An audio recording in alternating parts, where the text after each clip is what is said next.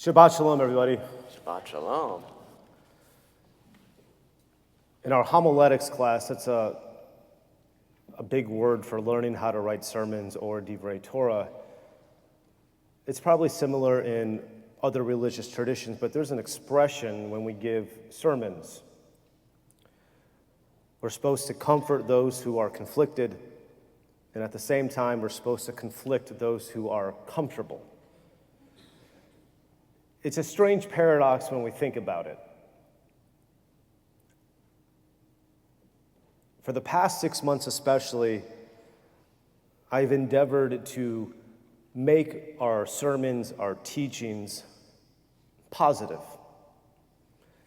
Something to walk away with feeling inspired, a bit of hope, a bit of a challenge, but still something upbeat that gives us some type of strength as we welcome the Sabbath bride.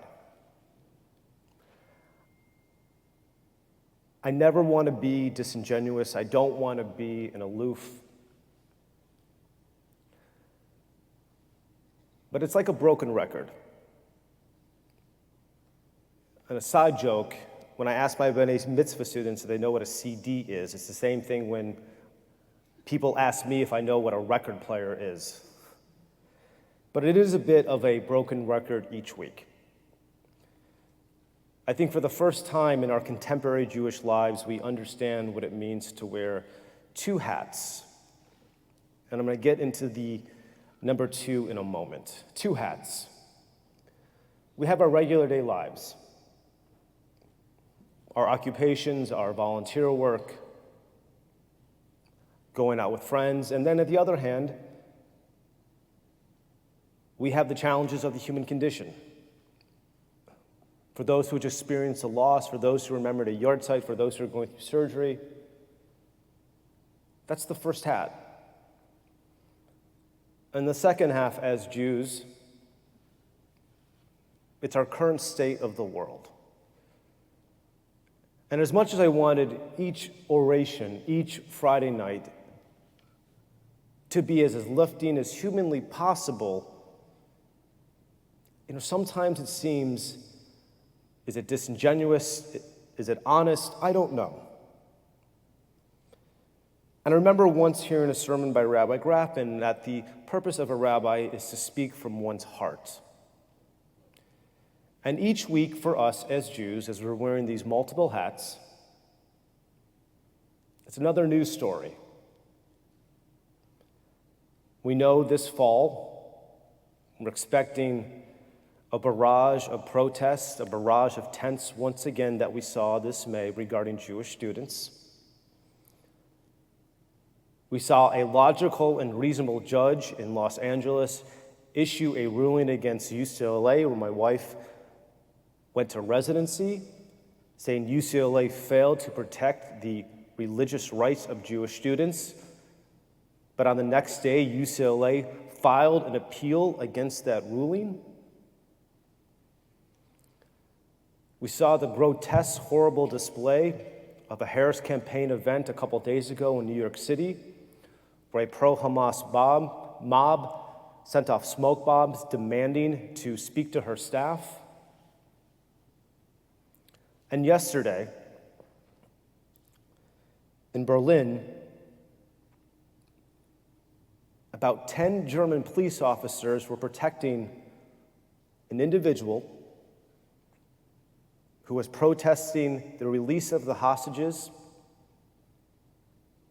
This is Berlin 80 years later.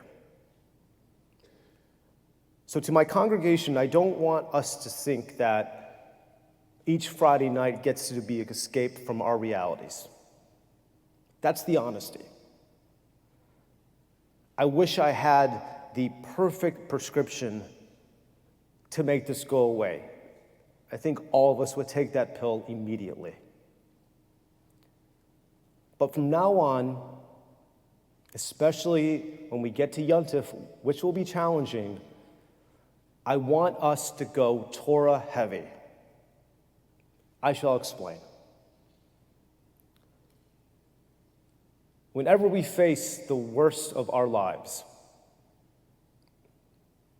which we memorialized a couple days ago with Tish B'Av, we still figure out a way to get some lessons from Torah. That Torah has always been our guidebook, our strength, to give us some answer as to what to do next. Penny tomorrow morning is going to give a wonderful drosh about the significance of our parashah, V'et Hanan, which we find in that beautiful text from Deuteronomy 6:4, our Shema, our responsibility to listen, followed by our obligation to love each other and to remember what our duty is to the world. But again, I want to get a little bit more Torah heavy tonight. We're in the last book of the Torah, Deuteronomy. And as explained last week, if we were to translate that into Latin, it means second law or repetition. But it's more than a repetition, it's more than a second law. Throughout most of the Torah, when God speaks through Moses to the people Israel, we are often referred to as B'nai Yisrael, the children of Israel, most of the time. But when we get to Devarim, I guess in a sports metaphor, the Israelites are no longer amateur. They're in the pros. Because in the opening verse of Devarim, last week's parashah, it's Vaydaber al Kol Yisrael, to all of the people Israel. And V'et Hanan, and here we are in verse 5:1, Vayikra, and Moses called out, Kol Yisrael. Once we are children, but now, here we are towards the end of Moses' life, we are adults.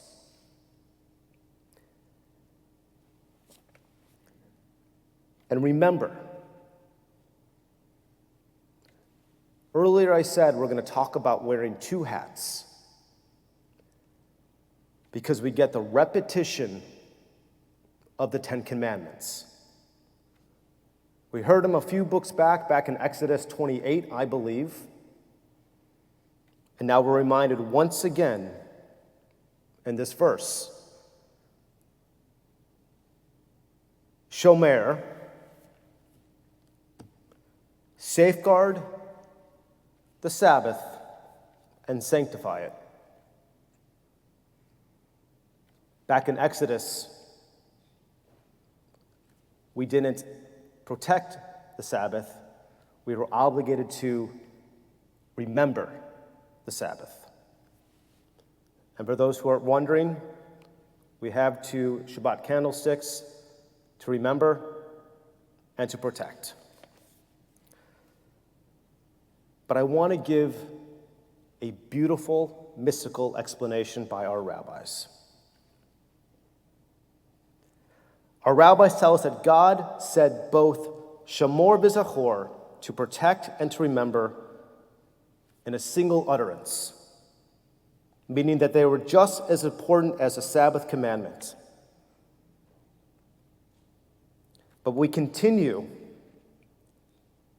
through the mystical sense that when God uttered the commandment of Shabbat, Moses heard, remember. This is what Moses heard. And the people heard, protect. I'm going to say that again. So back in Exodus 28, when Moses is receiving the Ten Commandments, Moses heard the word to remember. But our mystics tell us that when the Israelites in this new generation, the adults who would enter into the land of Israel, when they would hear the obligation to remember the Sabbath, they heard to protect it. Remember and guard are two totally different words. But we learn the reason why they both appear It is the significance of one nation to grow strong and our obligation to protect what we know. I want to say that again. When the children of Israel became adults, they became a formal nation about to enter into the land of Israel, Moses, their teacher, once told them to remember the Sabbath. But their obligation moving forward was not only to remember, but was to protect it. In order to make sense of our reality, I want us to dive so much into Torah. I want us to walk away with knowing if Moses told us to remember it and we're supposed to guard it, what does that mean for us? What are we supposed to make sense of children becoming adults who enter in the land? And what are we supposed to make sense in a couple of weeks? We welcome Rosh Chodesh Elul, where we begin a spiritual death to become strong and better people. Because each week, my concern is going to be like a broken record player. But I can tell you what our certainty, what our consistency is. And that's going to be Torah. Light those Sabbath candles. Do Jewish things. If our ancestors, long before us, experienced the worst forms of persecution, may we have the courage, like Joshua and Caleb, to protect our family, to protect our community, and Hal v'chomer, and all the more so, to protect our Jewish tradition. We remember and we protect. But as Ve'ahavta tells us in this Torah portion, we also love. Shabbat Shalom. We rise together. Aleinu 586.